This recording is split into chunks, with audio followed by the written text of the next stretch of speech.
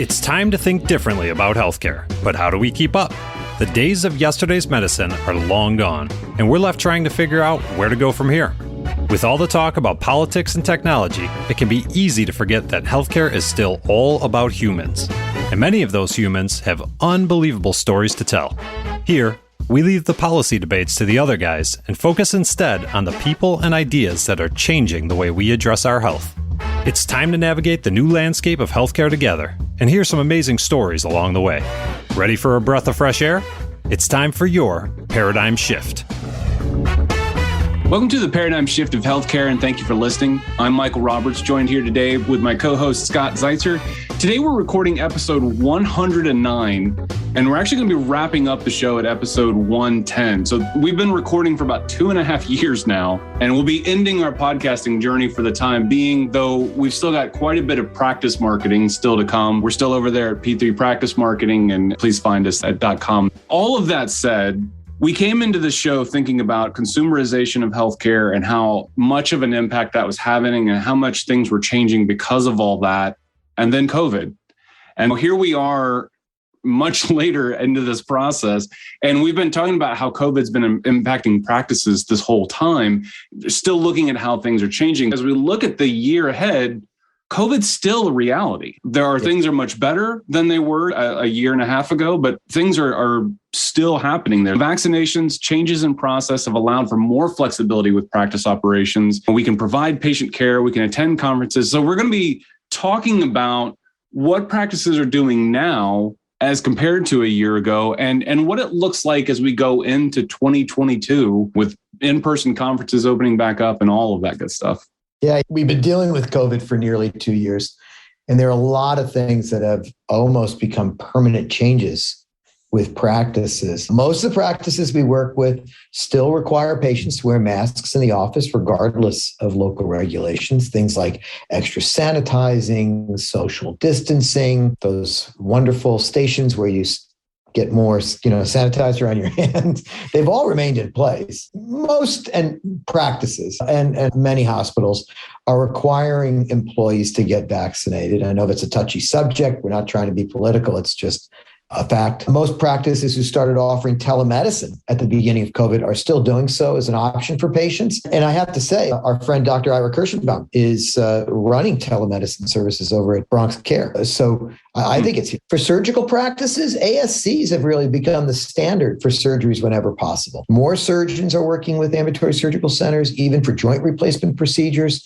Technologies and processes have improved tremendously over the years to make outpatient surgery possible for most orthopedic procedures, or I'll stick with many. I don't know. I don't want to overstate. And with all that, it's important to communicate with patients on how you're keeping them safe. And Michael, this is one of those areas where the web is so good. Online is so good for easy, quick communication regarding the changing landscape. I remember I made a mistake when COVID first hit. And when it's over, we were all like, no.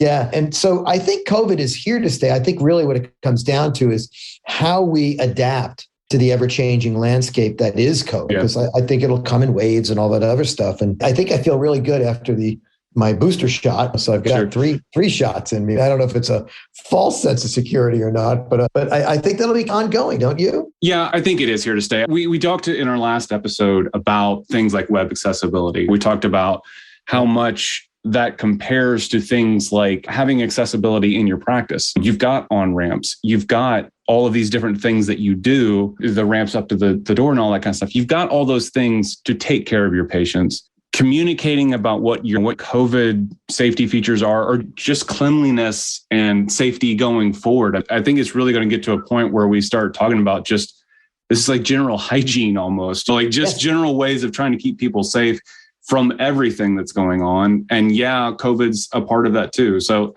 I think that the sort of awareness and just thinking about this kind of stuff more, even through cold and flu season, through all these kinds of things, I'd be really curious to see what flu vaccination rates are over the last couple of years to years prior, because we are thinking about this stuff so much. We've had the cold sickness kind of stuff go around in our house. And I cannot tell you how much easier it is for me to not touch my face. Some of those just processes that were like when COVID started, it was just like, don't touch your face. And the only thing you could think to do was touch your eyeball or something. Like, why would you do that? We're getting trained to think that way. We're starting to shift. And this is a part of care now. This is a part of what it looks like. And we've had some practices that we've talked with, getting back to the online component of this, where some practices have said, let's just go ahead and pull the COVID stuff off the site. Yes, and generally, we're trying to discourage that kind of removal there. Yeah, it's interesting. There was one particular practice, good friend of mine, was like, we're taking it off, man. It's done. We're caught up. We're all vaccinated here. They know it. Okay, but a lot of people don't know that. And about 2 weeks later, he called me back, and this was before any wave or whatever. He goes, I'm getting too many questions. Put it back up. I'm like, right. Okay. Just convenience overall. Yeah, I do go back to that because I know that there's a political charge to this that I'm trying to avoid having that conversation about. And I'm just sticking to the science and also just put yourself in the shoes of your patients, your customers, and try to make life easier for everybody. Rather than taking down the COVID information, perhaps just be very specific about what you're doing so that your team doesn't have to answer the same questions all the time. It's very similar to what we talk about when I always suggest to my customers that, hey, you have the same conversations about particular procedures all the time. If you're a total knee surgeon, there is a certain conversation that you're going to have about the procedure, what to expect perioperatively, afterwards, et cetera, and get that information online. You'll make life easier for everybody. And it's the same thing with the COVID aspect of it. Don't hide from it. Don't make it some sort of worrisome thing about whether you should say anything or not. It's like, no, just put the information out there about how you're managing your practice, whatever that is,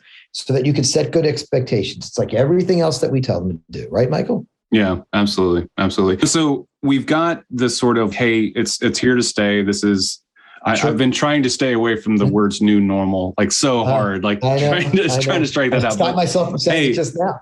We're here. We're moving ahead. And practices are really back to going for it. With their marketing, they're getting out there at quote pre-pandemic levels and trying to get those campaigns back active and running ad campaigns, reputation marketing. If they've got campaigns for medical tourism, which is still tricky as all get out, depending on what that looks like, what the current environment is with all that kind of stuff. But all of these pieces are back up and running. And do you think it's like, hey, it's just the same as it was before? At this stage, it is still different with all this. It is different. We talked about a few things that I think are going to be here to stay. I mean, I don't know for sure, but I really do believe that telehealth is here to stay. Now, how much it's used, how it evolves, questions. We have questions about that.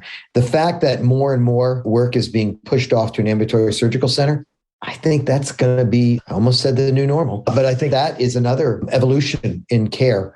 That's here to stay. You mentioned stuff about masks not being so unusual because like when it's flu and cold season, if you happen to be lucky enough to get to travel and vacation in a pre-pandemic, that was fairly normal. Somebody had a cold, it was actually considered rude not to have a mask on if you had a cold. And so they were actually able to deal a little bit quicker with the whole COVID transmission issue. And here in America, we just didn't do that. And I wonder how much that will change. But from a care of the patient, workflow, et cetera, I think some of those things are here for now. I don't think that will change. I don't think that will go back. In the midst of all this, some of the surgeons that we're working with, they're now booked up for months again. Like this is back. That is some of the things that are back to where they were. There were so many procedures that were on hold, all of that kind of stuff.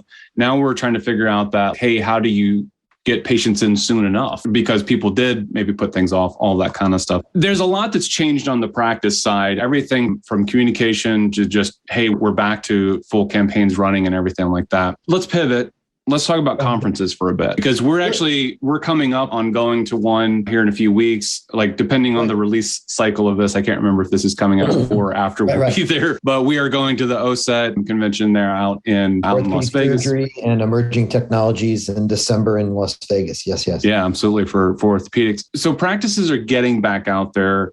There are these kind of hybrid models that are coming up with conferences going forward. It's something that we've been talking about quite a bit, whether it makes sense for us to be in person at all these things. And some of it has to do with just being cautious around things like COVID, but some of it's just cost, it's time, it's what kind of level of commitment do we need to have. So there are some different avenues for flexibility that we're also getting out of all this. The silver lining, I guess we could look at. Remote is probably here to stay. I think a lot of companies are embracing that. We at our company have hired some employees that are very happily working from home. And I don't think that's going to change a lot. There's quite a few banks out there and institutions that I thought would never have remote. Yeah. And I think that will come into play with a lot of practices where maybe the billing person doesn't have to come in, that kind of conversation. Obviously, the doctor still needs to come and see you, but you go back to telehealth and why are we making people run around for specific things? So how that evolves, we'll come to that. Over to the conferences,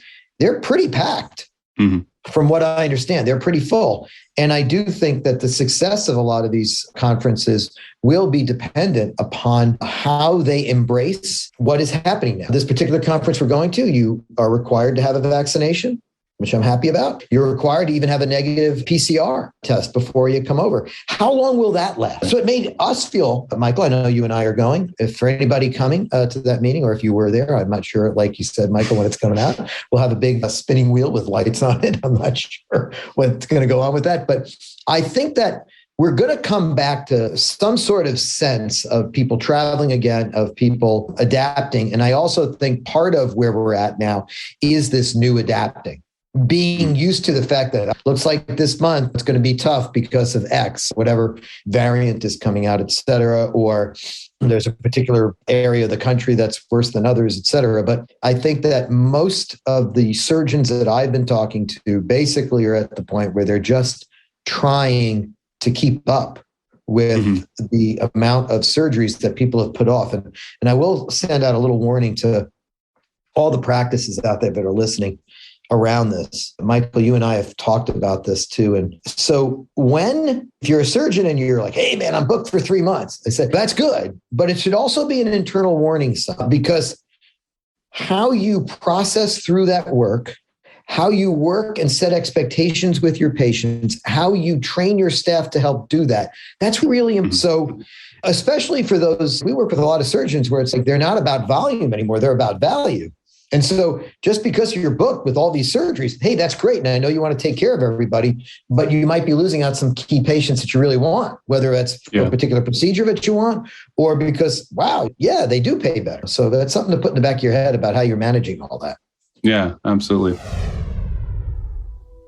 Hey, this is Michael with your P3 Pro tip. When selecting images for a surgical practice's website, we'll sometimes have surgeons with lots of detailed images of actual procedures. While some patients may be curious enough to look at those types of photos, for many it can come across a bit too gory. It's fine to have those images available for those who want to see it, but we typically don't recommend adding those photos to key pages in your website because they can be very off-putting to some people. If you feel procedural photos are needed, there are ways to demonstrate those procedures through illustrated graphics and videos. In fact, that kind of media is often better at visually demonstrating what will happen during a procedure because they were created specifically for that purpose. If you must include actual patient photos, we recommend those that depict patients outside of the operating room, showing off the activities they're able to do post-recovery. That will have a much more positive impact on potential patients than a bloody image. So if you're just joining us, this is the Paradigm Shift of Healthcare. I'm Michael Roberts, and this is Scott Zeitzer. We're talking through just where we're at, where practices are at in dealing with how COVID's impacted them. We are nearly 2 years into this process of adapting and continuing to adapt. So Scott, we've actually blazed through a lot of points here pretty quickly. Absolutely. And I'd like to think more just what next year can look like. Sure. For practices that we're working with, the things that we're hearing, there's a pretty decent established pattern of this is what marketing looks like. These are the things that you should be covering off on. So thinking a little bit more, as we've been working with practices so long, we're getting into some of those deeper levels of conversations. Here's our kind of our general prescription. Make sure you have these features. Make sure you have these things up on your site.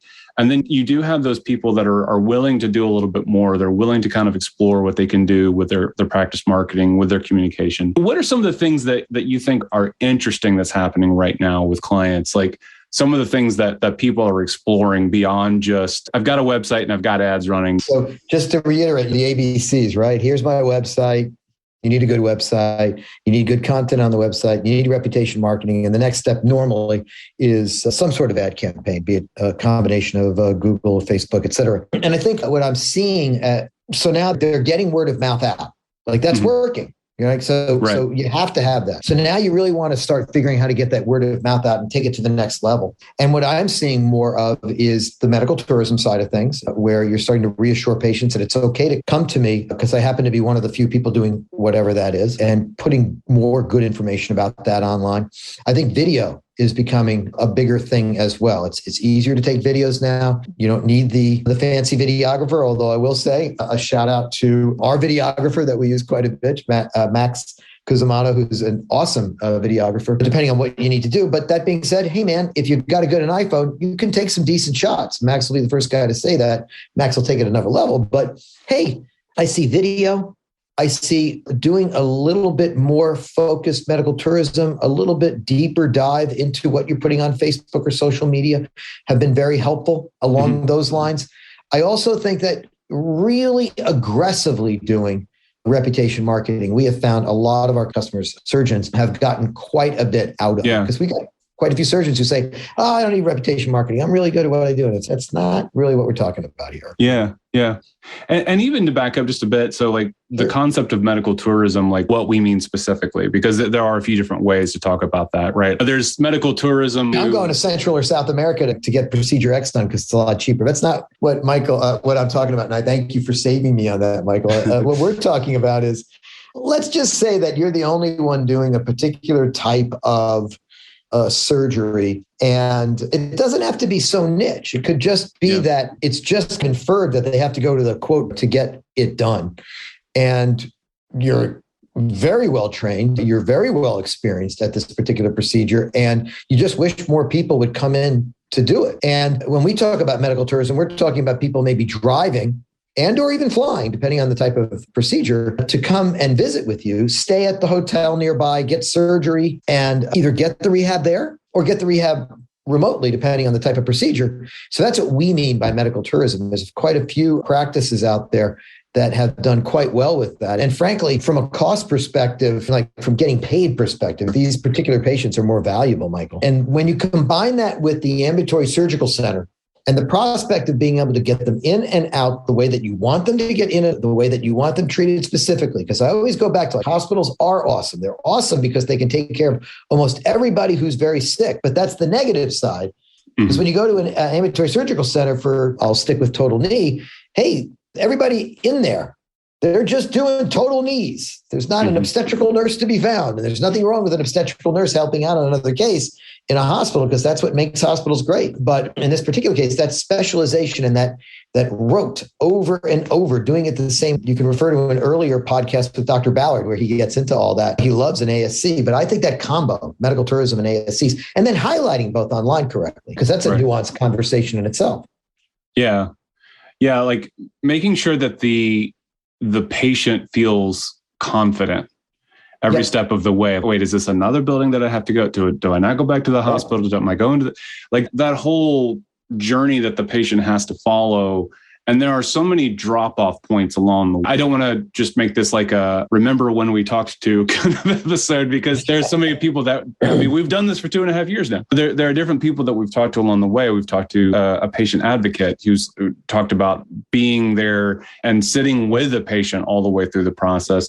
And then we've talked with Jessica over at Care Sherpa, who talks about just trying to guide people through that process more seamlessly on behalf of the practice. So there are a lot of ways that people are trying to tackle this, but this kind of overall customer care, customer service kind of approach is still is just massively important here, because we have had so many changes. We have had so many things that from 2.5 years ago to today are drastically different. Yeah, the consumerization of medicine is here. It's done. It's not a conversation about whether it's happening. It's here. Now it'll continue to evolve. It'll continue to change. I think some CVS locations are now like hiring for what was normally just a place where you'd get your prescriptions and milk. You're going to at least have an RN there and maybe even have an MD there. There are so many emergency care centers where you just run in instead of going to the emergency room. I think that the fact that so many of our successful clients who embrace online as another way to get word of mouth out, they are jumping ahead of the competition because it's just a fact of life now that patients who are coming to see the doctor, whether that's a GP all the way up to some niche surgical, et cetera, practice, they are online checking you out.